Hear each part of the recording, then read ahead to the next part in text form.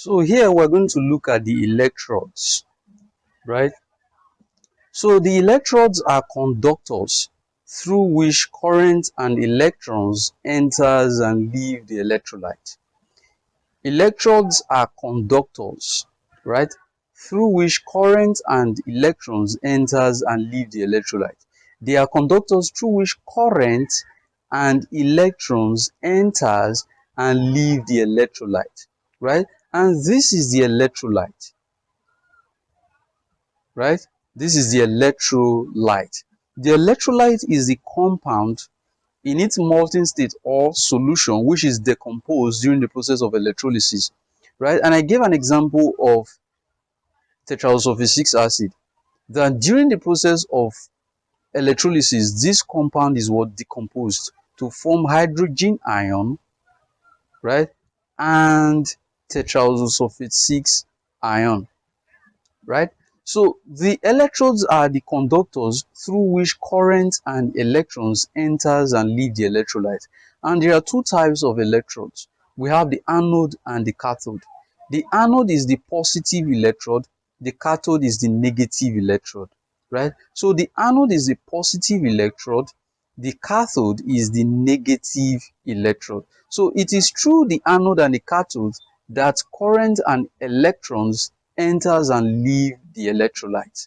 So again, if I ask you what are electrodes, you simply tell me that electrodes are conductors through which current and electrons enters and leave the electrolyte. And there are two types of electrodes. We have the anode and the cathode.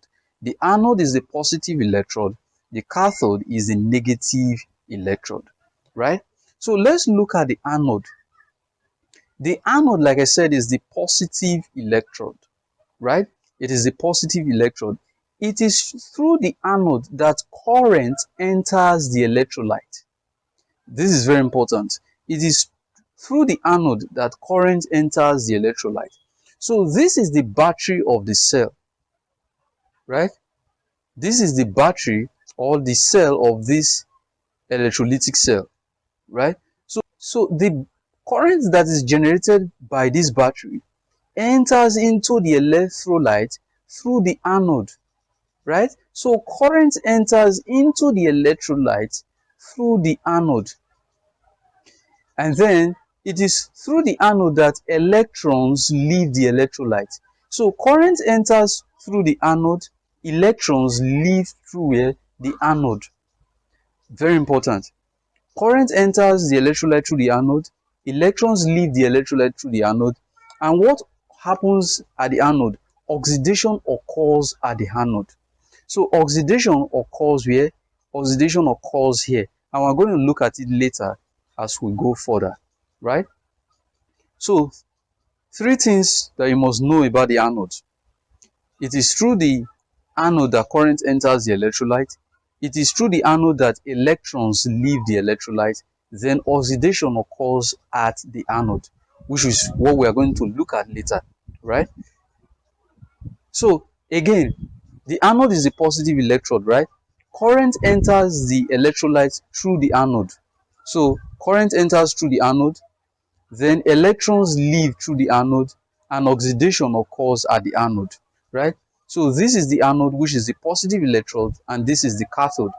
Current will enter through the anode, electrons will leave through the anode, and oxidation occurs here, right? Then let's look at the cathode. The cathode is the negative electrode. Current leaves the electrolyte through the cathode. Very important.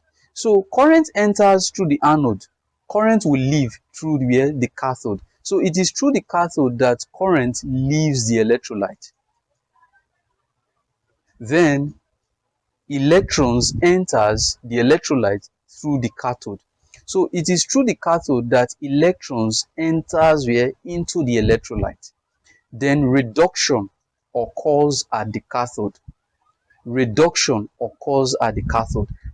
So three things you should note here: that current leaves the electrolyte through the cathode, and electrons enters the electrolyte through the cathode, and reduction occurs at the cathode.